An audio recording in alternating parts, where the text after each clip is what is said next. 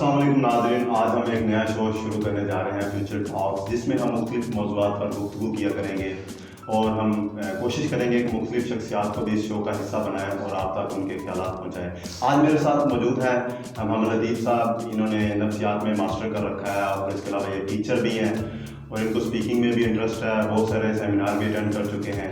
तो आज हम इनसे गुफ्तगू का आगाज़ करेंगे, इनसे बातचीत करेंगे। अस्सलाम वालेकुम लतीफ़ साहब, कैसे हैं? क्या हाल चाल है? अल्हम्दुलिल्लाह ठीक ठाक। अच्छा लतीफ़ साहब, मैं सबसे पहले चाहूँगा जो हमने आज जो शो शुरू किया है टॉक्स, इससे लोगों को क्या फ़ायदा होगा, इसका मकसद क्या है, इसके बारे में थोड़ी सी रोशनी डालें। जी बहुत शुक्रिया। वैसे रमज़ान, जैसा कि आपको पता है कि हमारे शो का नाम है फ्यूचर टॉक्स, तो हम कोशिश करेंगे हमारा जो इस शो का मेन मकसद या मेन पर्पस होगा वो ये होगा कि हम फ्यूचर को मद्देनज़र रखते हुए ही जितनी भी बातें या जितनी भी डिस्कशंस यहाँ पर करें, चूँकि हम चाहते हैं कि हमारा जो मुल्क है पाकिस्तान है और उसके बाद हमारी जितनी भी यूथ है, यहाँ तक कि हम खुद हैं, हम चाहेंगे कि इस शो के ज़रिए या जितनी भी हम पर्सनैलिटीज़ को यहाँ पर बुलाएंगे वो हमें इस तरह से अपने नज़रियात या अपने ख़्यालात का इज़हार करें जिससे हमारी कंट्री का या हमारी यूथ का, यहाँ तक कि हमारा भी फ्यूचर बेहतर बन सके, हम अपने फ्यूचर को बेहतर कर सकें। तो इस शो को बनाने का मेन मकसद यही था कि हम फ्यूचर को थोड़ा सा बेहतर बना सकें, फ्यूचर को पॉजिटिवली इफ़ेक्ट कर सकें। जी, उम्मीद है मुझे इंशाल्लाह लोगों को इससे काफ़ी इस्तेफादा हासिल होगा और वो अपने फ्यूचर को भी ब्राइट कर पाएंगे। तो लतीफ़ साहब, आजकल की जो सूरत हाल है, करंटली सिचुएशन में, उस पर पहले चाहूँगा कि बात हो जाए। ये हमारे मुल्क में नहीं बल्कि पूरे दुनिया में अक़वामी सतह पर ये जो क्या कहते हैं अफरा तफरी मची हुई है, कोरोना वायरस, जिसकी वजह से मईशत को भी काफ़ी नुकसान पड़ा है और इसके अलावा क्या कहते हैं हर चीज़ बंद कर दी गई है। स्कूल, कॉलेजेस, यूनिवर्सिटीज़, शादी हाल, मसाजिदों में भी इबादत करने में भी पाबंदी है, हजूम में जाने में, हजूम या लोगों की जो कट है उसमें भी पाबंदी लगा दी गई है। इसके बारे में लतीफ़ साहब आप जी बिल्कुल। वैसे रमज़ान, ये तो वाकई ही सिचुएशन जो मौजूदा सूरत हाल है पूरी दुनिया ही इससे मुतासिर हो रही है और बहुत सारे ममालिक ऐसे हैं जिन्होंने ख़ुद को अपने कंट्री तक ही महदूद कर लिया है, अपनी सरहदें बंद कर दी, अपने बॉर्डर्स हैं जो बंद कर दिए हैं। इसी तरह से हमारा मुल्क में भी ऐसा ही हुआ है कि हमने अपनी जितनी भी एयरलाइंस हैं वो बंद कर दी हैं ऑलमोस्ट, और उसके अलावा हम बॉर्डर्स भी सील करते जा रहे हैं। उसके अलावा हमारे यहाँ तक कि हमारे जितने भी तालीमी इदारे हैं उनको भी बंद कर दिया गया है 20 दिनों के लिए, और आगे भी कोई पता नहीं है कि सिचुएशन क्या होगी और ये इदारे खुल सकेंगे या नहीं। तो नो डाउट कि ये सिचुएशन जो है एक परेशानी की सिचुएशन है, एक संजीदा सूरत हाल है, लेकिन बात ये है कि इसको हम किस तरह से डील करते हैं और किस तरह से इसको देखते हैं, ये भी डिपेंड करता है। जैसा कि अगर गवर्नमेंट हमें किसी चीज़ की हदायत देती हैं तो हम उसको फॉलो करते हैं कि नहीं, जो कि अभी आपको पता है कि इसकी वैक्सीन नहीं बनी है। अगर वैक्सीन नहीं बनी है तो उससे बचाव का एक ही रास्ता है कि आप उसको फैलने से रोकें। बिल्कुल, और फैलने से रोका जाए वो किस तरह से हो सकता है, जैसे कि आप गवर्नमेंट ने भी आपको बार बार वो आगाही दे रही है कि आप खुद को आइसोलेट कर लें, अलग रहें, बिला ज़रूरत बाहर ना निकलें, घर से ना निकलें या सफ़र ना करें। इसीलिए उन्होंने बच्चों को भी छुट्टियां कर दी हैं ताकि वो भी लगा घर में रहें। अगर इसको फैलने से रोकना है, क्योंकि इसका अभी तक इलाज नहीं है, तो अगर इसको फैलने से रोकना है तो उसकी भी एक ही रास्ता है कि खुद को आइसोलेट कर लिया जाए और जितनी भी एहतियाती तदाबीर हैं जो गवर्नमेंट ने हम तक पहुँचाई हैं उसको फॉलो करना चाहिए। जैसा कि इस्लाम में भी बोला गया है कि आपका जो मौजूदा हाकिम है, आपका जो लीडर है, उसको आपने फॉलो करना है, उसकी पैरवी करनी है। तो हमें भी चाहिए कि हम अपनी गवर्नमेंट के हदायत के मुताबिक चलें। अगर उन्होंने बोला है कि आप अपने इदारे बंद कर दें तो हमें बंद कर देने चाहिए, रिस्क नहीं लेना चाहिए। जैसे कि आपको पता है हमारा भी एक अपना इदारा है तो हमने भी बंद कर दिया है क्योंकि गवर्नमेंट की तरफ से ऑर्डर्स आए हैं, हदायत आई हैं। तो बात यह है कि नो डाउट ये सूरत हाल संजीदा है और सोचने का मुकाम है, परेशानी की हालत है, लेकिन इसको थोड़ा सा बहादुरी के साथ बर्दाश्त करना चाहिए, इसको सर पे सवार नहीं करना चाहिए। बस ये एहतियाती तदाबीर अपनाएं। ये कोई बहुत ज़्यादा ख़तरनाक या कोई ऐसा नहीं है कि बिल्कुल अब खाने पीने से भी बैठ जाएं, ऐसी बात नहीं है। बस थोड़ा सा एहतियात करें और आराम से अपनी लाइफ एंजॉय करें अपने घर में, कोई बात नहीं। बिल्कुल दुरुस्त आप फरमा रहे हैं कि एहतियात करनी चाहिए, लेकिन हमारी पाकिस्तानी जो कौम है ये तो बड़ी एक बहादुर कौम है, ये बिल्कुल इसकी परवाह नहीं करती। तो हालांकि पूरी दुनिया में इसकी वैक्सीन नहीं मिली, लेकिन पाकिस्तानियों ने इसका अभी तक थोड़ी सी अफवाह ही फैली थी, तो उतने मरीज नहीं बने थे जितने इसके डॉक्टर्स आ गए, इलाज करने वाले आ गए, हकीम आ गए, मुख्तलिफ टोटके आ गए, जी अब ये बढ़े तो ये होगा। वो देख रहा था कि प्याज से इसका इलाज निकल आया। तो जो पूरी जो दुनिया वो मर रही है, तो लेकिन इससे क्या कहते हैं पाकिस्तानी कौम, मेरा नहीं ख्याल कि इतना उनको टेंशन होगी, क्योंकि वो पहले इलाज तो दरियाफ्त कर चुकी है। तो इसके बाद जी, ये तो वाकई आपने एक पॉइंट हाईलाइट किया। और मैं जैसे कि आपको कहता रहता हूँ अक्सर कि यार कोशिश करें कि पॉजिटिव पहलू देखें हर सूरत हाल का। और हमारी कौम के जिस तरह से हमारे पाकिस्तान में बहुत सारी खामियां भी है, उसके साथ साथ बहुत सारी खूबियां भी हैं, तो हम कोशिश करेंगे कि खूबियों को हाईलाइट करें। हमारी कौम माशाल्लाह से ऐसी है कि कोई भी सूरत हाल, यहाँ तक कि जंग भी आ जाए तो हमारी आवाम उसको जो है सर पे सवार नहीं करती, इंजॉय करती है उसको। जैसे पिछले दिनों में हमारे मामला ख़राब हुए थे, तो वो कह रहे थे कि यार पता नहीं कब जंग लगेगी, हमें मौका मिलेगा, तो मतलब परेशान नहीं होती। ये एक अच्छी बात है कि कौम परेशान नहीं होती हमारी। अभी भी आप बाज़ारों में जाके देखें, वैसे ही बाज़ार सजे पड़े हैं और एंजॉय कर रहे हैं लोग। ठीक है, अच्छी बात है। मतलब हमारी जो कौम है सर पे सवार नहीं करती, लेकिन ये भी सोचना चाहिए कि थोड़ी सी एहतियात भी हमें करनी चाहिए। एहतियात बहुत जरूरी है, इलाज से परहेज जो है ना बहुत जरूरी है, बेहतर होता है। जी अच्छा दीप साहब, आप अक्सर कहते हैं कि मस्बत सोचना चाहिए, पॉजिटिव वे में सोचना चाहिए, तो इस सूरत हाल में हम किस तरह पॉजिटिव वे में सोचेंगे? हाँ जी, बिल्कुल। ये तो वो कहते हैं ना कि मेरी ज़िंदगी का एक मकसद भी है, पर्पस भी है, और मैं कोशिश भी करता हूँ अपनी भी लाइफ में कि कोई भी मुझे सूरत हाल का सामना करना पड़े।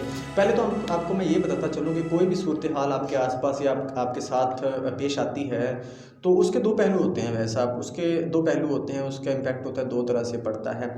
एक तो पॉजिटिव उसका जो होता है पहलू, एक होता है नेगेटिव। अब ये आप पे डिपेंड करता है कि आप उसको किस तरह से लेते हैं। अगर तो आप उसको उसके जो नेगेटिव पहलू है उस पर ज़्यादा फोकस करते हैं, तो जाहिर सी बात है वो आपको नुकसान देगा।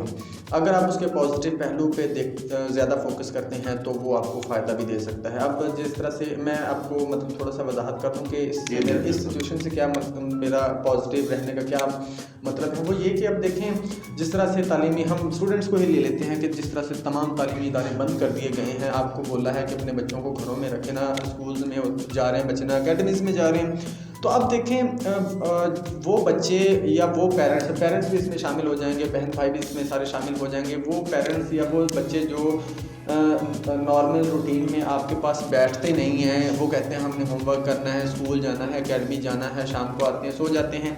अब देखें आपको 20 दिन मिले हैं कि आप वो 24 घंटे आपके पास रखेंगे बच्चे, ये देखें एक पॉजिटिव पहलू है।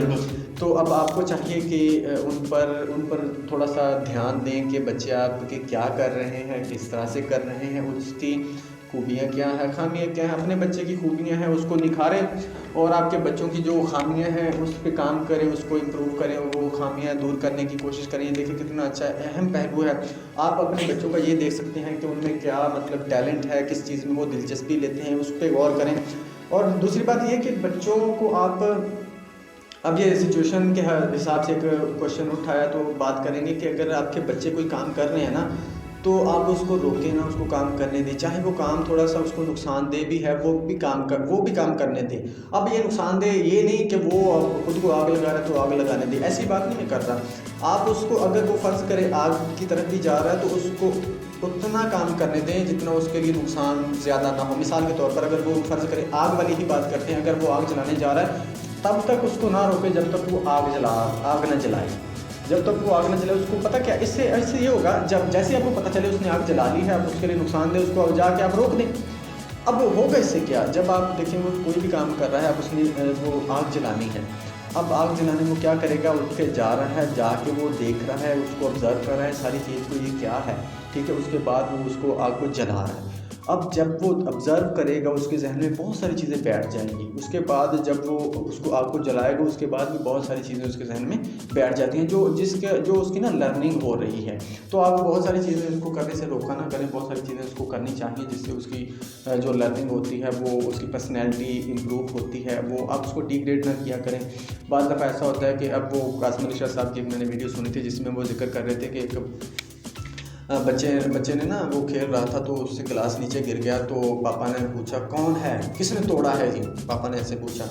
उसने बोला बाबा मैंने तोड़ा, तो पापा ने उसको जोर से थप्पड़ मारा थर्ड।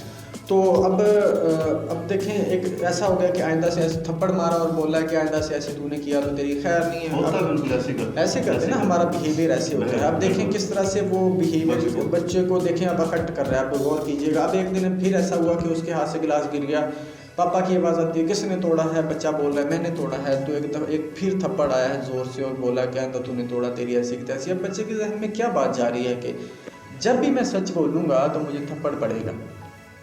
अब देखिए किस तरह से, जब भी मैं सच बोलूँगा मुझे थप्पड़ पड़ेगा। तो अब बच्चा जाएगा झूठ की तरफ, जैसे उसके गिलास टूटेगा वो आवाज़ आएगी किसने तोड़ा है, वो बोलेगा मैंने नहीं तोड़ा या मुझे नहीं पता।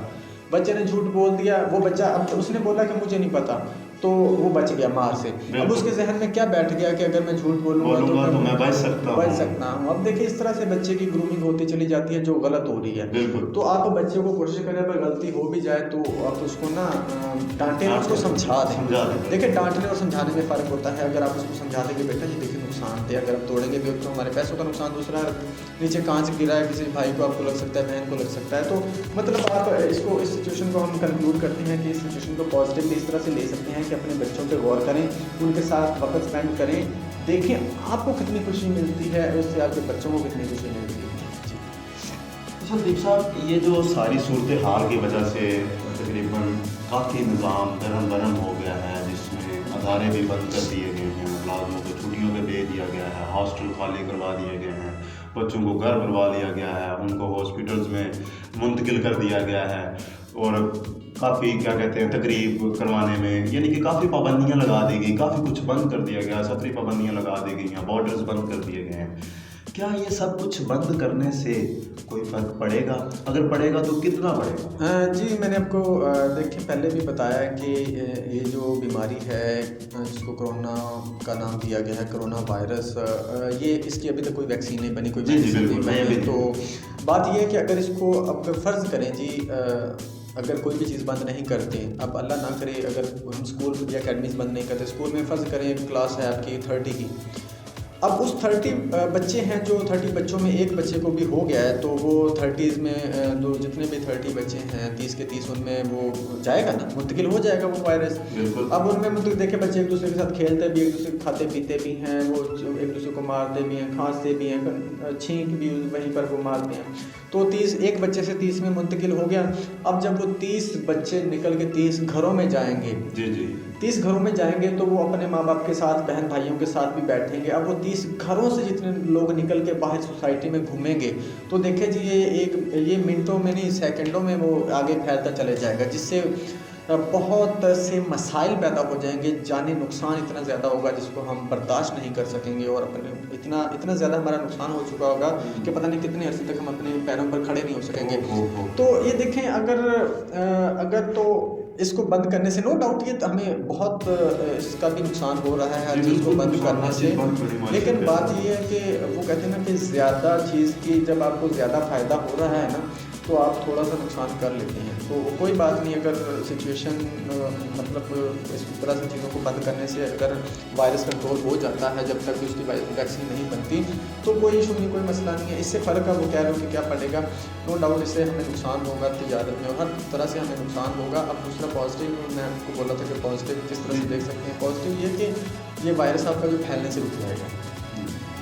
अगर वो एक बच्चा अपने घर में रहता है और डॉक्टर्स को पता चल जाता है घर वालों को कि इसमें वायरस है तो वो उसका ट्रीटमेंट हो सकता है, वो आगे 30 बच्चों में नहीं जाएगा, 30 से 30 घरों में नहीं जाएगा, 30 घरों से पूरी सोसाइटी में नहीं फैलेगा। तो इसको इस तरह से पॉजिटिव दे सकते हैं कि फ़र्क बहुत पड़ रहा है इस तरह बंद करने से। तो कोई नहीं, फेस करें इसको, देखें इंशाल्लाह। यानी कि भी हमारे पाकिस्तान में तो वायरस था नहीं, और ये बाहर से लोग जो आए हैं उनकी स्क्रीनिंग नहीं हुई मौके पर और देखा नहीं गया, जिसकी वजह से यानी कि हमारे मुल्क में भी ये फैल गया। जी ठीक। तो लतीफ़ साहब, ये जो सूरत हाल है, इस सूरत हाल में हमें क्या सीखना चाहिए, किस तरह सीखना, क्या सीखना चाहिए इस सूरत हाल में? जी ये सवाल अब जी आपने सवाल कर दिया है मुझे। अब मैं क्या बताऊँ, मेरी फीलिंग्स बहुत, मुझे गुस्सा भी आता है और बहुत मैं दुखी भी होता हूँ इस सिचुएशन को देखते हुए। परेशान भी होता हूँ। परेशान मैं इसलिए होता हूँ कि देखें, ये नो डाउट के बहुत संजीदा मसला है। मतलब ये बीमारी आ जाना जिसकी कोई दवाई नहीं है। अगर एक घर में भी कोई बीमार पड़ जाता है इस तरह से, तो वो उनके घर वालों को भी परेशानी, और दवाई इसकी है नहीं है, बस वो चांसेस हैं उसके बचने के। तो बात ये है कि नो डाउट परेशानी तो है। अब मुझे दुख और गुस्सा किस बात का? दुख और गुस्सा इस बात का है कि आपने जैसा बोला, हमें इससे क्या सीखना चाहिए? हमें इससे सीखना चाहिए जैसे ही हमें पता चल रहा है कि वायरस हमारे मुल्क में आ रहा है या वायरस पूरी दुनिया में फैल रहा है, तो हमने क्या किया, अपना रोल किस तरह से प्ले किया। अभी हम ये देखने की ज़रूरत है, हमने क्या वो पॉजिटिव रोल प्ले अपना किया या नेगेटिव रोल प्ले किया है। अब मुझे गुस्सा, मैंने आपको बताया, आ रहा है, इस बात पे गुस्सा आ रहा है, दुख इस बात पे हो रहा है कि हम जैसे ही आपने भी सुना होगा कि जैसे ही ये वायरस की बातें फैली हैं, तो आपके मेडिकल स्टोर्स पे मास्क, बिल्कुल लोगों ने मास्क स्टॉक करना शुरू कर दिए हैं। अगर वो आपको मिलता भी है तो जो 5 रुपए का मिलता था वो 500 का हो गया है। मतलब देखें, हम इस सिचुएशन से किस तरह से डील कर रहे हैं, सिचुएशन को पॉजिटिवली अपना रोल प्ले कर रहे हैं, नेगेटिवली। हालांकि हमें चाहिए था कि हम दूसरी जगह से वो मास्क लेके, तो हम अल्लाह की राह पे, वो कहते हैं ना कि अपनी आवाम की खिदमत के लिए चलिए, आपने बांटना नहीं भी है तो सर आप वो जितने का है उतने का तो दे ही सकते हैं, इतना तो रोल आप प्ले कर सकते हैं ना। वो जैसे हमारी 65 की जंग लगी थी, तो मैंने उसमें पढ़ा था कि जब जंग हुई ना, तो हमारे जो हुकूमत थी उस वक्त, उन्होंने बोला कि आपकी हमें मदद की बहुत ज़रूरत है। मतलब आप लोगों के, हम ये नहीं चाहते आप सरहदों पे आके लड़े, बस हमें आपने ना हौसला देना है, और पैनिक नहीं होना और घबराना नहीं है, अफरा तफरी नहीं फैलानी, सुकून से अपने घरों में रहना, परेशान नहीं होना, ठीक है। अब तब क्या हुआ था, तब देखें और अब की सूरत हाल में देख लें, हमारे ज़मीर कहाँ, मतलब हमारे ज़मीर सोए पड़े हैं या वैसे ही मर गए हैं हमारे ज़मीर।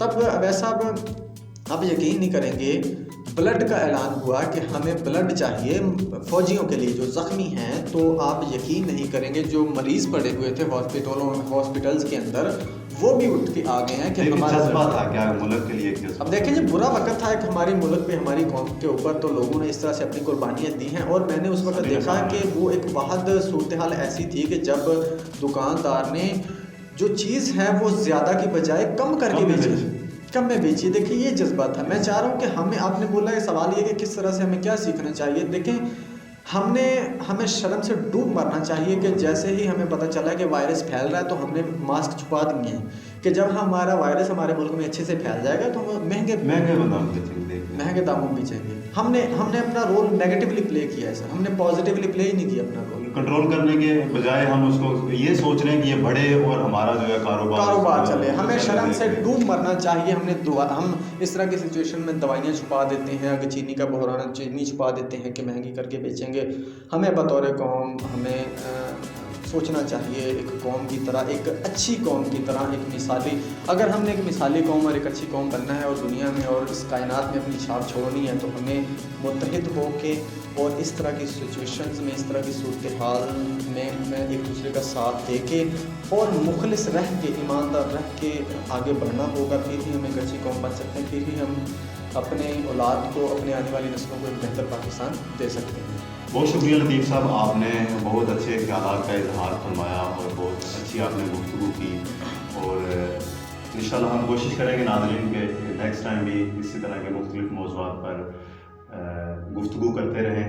और इसी के साथ ही अपने मेज़बान अवैस रमज़ान को इजाज़त दीजिए। अगले शो में मिलते हैं, तब तक के लिए अल्लाह हाफ़िज़। पाकिस्तान जिंदाबाद।